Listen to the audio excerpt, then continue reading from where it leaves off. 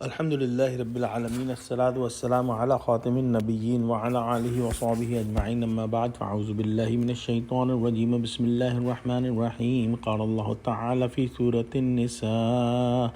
انما التوبۃ علی اللہ للذین یعملون السوء بجہالۃ ثم یتوبون من قریب فاولئک یتوب اللہ علیہم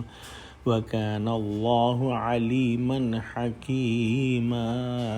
ترجمہ: اللہ پر توبہ قبول کرنے کا حق انہی لوگوں کے لیے ہے جو جہالت کی وجہ سے برا کام کرتے ہیں، اس کے بعد جلد ہی توبہ کر لیتے ہیں، ان لوگوں کو اللہ معاف کر دیتا ہے، اور اللہ سب کچھ جاننے والا دانا ہے۔ یہ آیت ایک بڑی حکمت کی آیت ہے، اور اس کے اندر اور اس سے اگلی آیت کے اندر توبہ کا قانون بیان فرمایا ہے۔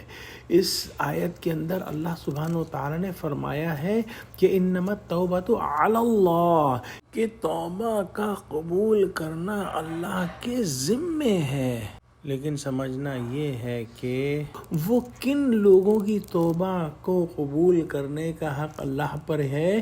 وہ لوگ جو جہالت کی وجہ سے کوئی غلطی، کوئی گناہ کا کام، کوئی معصیت کر بیٹھتے ہیں، اور اس کے بعد جیسا ہی ان کو خیال آتا ہے ویسے ہی وہ توبہ کر لیتے ہیں، اور ان لوگوں کی توبہ اللہ سبحانہ و تعالیٰ معاف فرماتا ہے۔ پھر فرمایا کہ اللہ سب کچھ جاننے والا اور دانا ہے، ہر شے کا اس کو علم ہے کہ کن حالات میں تو جو ہے گناہ ہوا ہے، اور وہ بہت بڑا حکیم ہے، اور اس کی حکمت یہی ہے کہ وہ گناہ پر فوراً نہیں پکڑتا،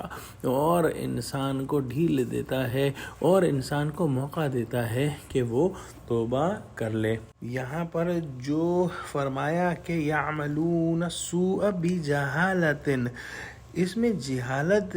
کو جو ہے وہ حماقت کے معنی میں لیا گیا ہے، اور حضرات صحابہ کرام رضی اللہ تعالیٰ عنہم سے جہالت کے یہی معنی منقول ہیں، لہذا آیت کا یہ مطلب نہیں سمجھنا چاہیے کہ جو اگر جان بوجھ کر گناہ کرے اور گناہ کو گناہ سمجھ کر کرے تو اس کی توبہ قبول نہیں ہوگی۔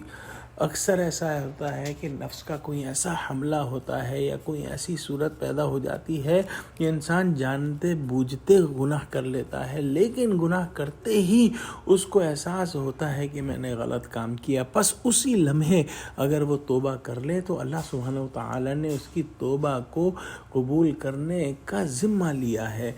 یہاں پر ایک بات سمجھنی ہے کہ جو توبہ ہے اس کے 3 اہم جزو ہیں۔ پہلا جزو یہ ہے کہ گناہ پر نادم ہو، جیسا ہی گناہ کرے اس کو فوراً ہی ندامت ہو اور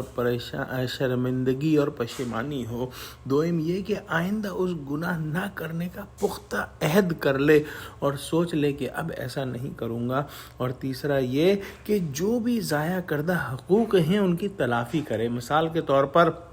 اگر جو ہے کسی انسان کا حق مارا ہے تو اس انسان کا حق ادا کرنے کی کوشش کرے، تلافی کرے۔ اگر اللہ کا حق جو ہے وہ چھوڑا ہے تو اس کی تلافی کرے، جیسے اگر نماز چھوڑی ہے تو نماز قضا کرے، روزہ چھوڑا ہے تو روزہ قضا کرے، اور جو اللہ کے حقوق چھوڑے ہیں ان کو پورا کرنے کی کوشش کرے۔ توبہ کرنے سے مراد یہ نہیں ہے کہ زبانی توبہ کرتے رہے، اس سے توبہ قبول نہیں ہوگی۔ آج کل غفلت کے ساتھ توبہ کی جاتی ہے جو صرف زبان کی حد تک ہوتی ہے، اور دل میں اس کا ذرا سا بھی اثر نہیں ہوتا، دل کو پتہ بھی نہیں ہوتا کہ میری زبان سے توبہ کے الفاظ نکل رہے ہیں۔ لہٰذا اس آیت پر تدبر کریں جس سے توبہ کی جا رہی ہے، وہ تو ہر چیز کا جاننے والا ہے، وہ تو العلیم ہے، اور اس کے ساتھ توبہ اگر خلوص کے ساتھ کی جائے گی اور ان شرائط کے مطابق کی جائے گی تو وہ توبہ انشاءاللہ ضرور قبول کرے گا۔ دعا کرتے ہیں کہ اللہ سبحانہ و تعالی ہم کو قرآن کا فہم عطا فرما اور ہم کو اپنے گناہوں پر سچی توبہ کرنے والا بنا دے، آمین۔ وآخر دعوانا الحمدللہ رب العالمین۔ السلام علیکم ورحمۃ اللہ وبرکاتہ۔